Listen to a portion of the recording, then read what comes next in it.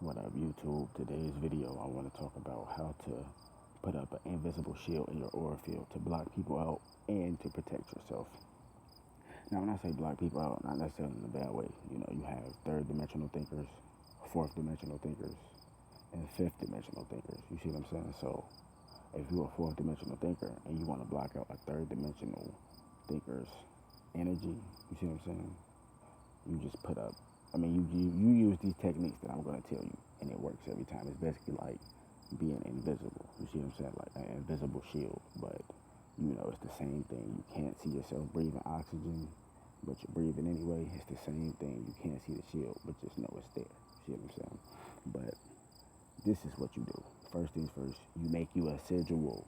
A sigil is a symbol. You see what I'm saying? So when you make this symbol, you're using sigil magic to help protect yourself and manifest things that you want into your reality. You see what I'm saying? So basically, it's like this, right? You get a picture of yourself, right? You really supposed to get black construction paper because you know the black construction paper represents the darkness of the universe. You see, like people think it's really light in the universe and all these things, but it's really dark in the universe. It's just a lot of stars. You see what I'm saying? It's a lot of melanin floating around.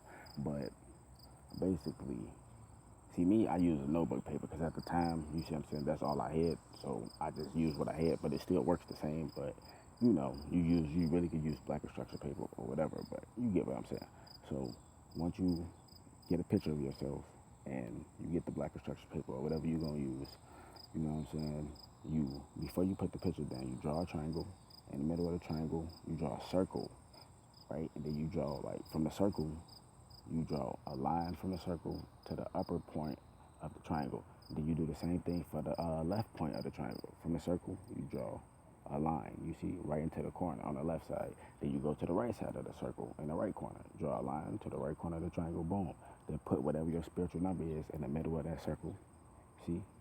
And put your spiritual number 13 times around the construction paper or whatever you use, notebook paper, you see? You get what I'm saying? So if your spiritual number is 9, you would put 13 nines around the pyramid that you did. You see what I'm saying? Because 13 is never infinite, death and beginning, you know, death and rebirth, I should say. But once you do that, you glue your picture down, right? You know, so it stays sturdy. Then you get you some copper pennies before 1982 because they were using real copper, you know what I'm saying, before then.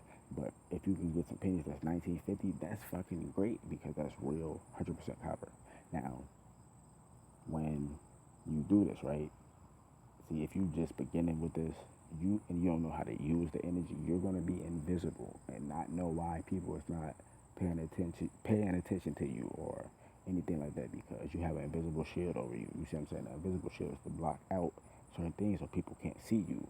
So if you don't know how to use this energy, don't put too many pennies because you will be invisible. But anyway, basically non-existent. Yeah. But basically, you get you 4 pennies before 1982.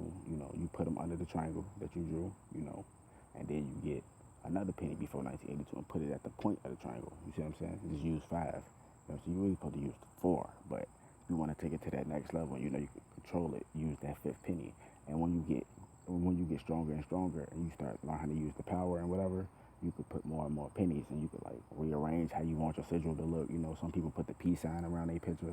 You know, what I'm saying some people put their spiritual number. You know, some people just put a circle. Like me, I just put a circle. You know, of pennies, probably like 26 pennies, because you know 13 plus 13 is 26. You see what I'm saying?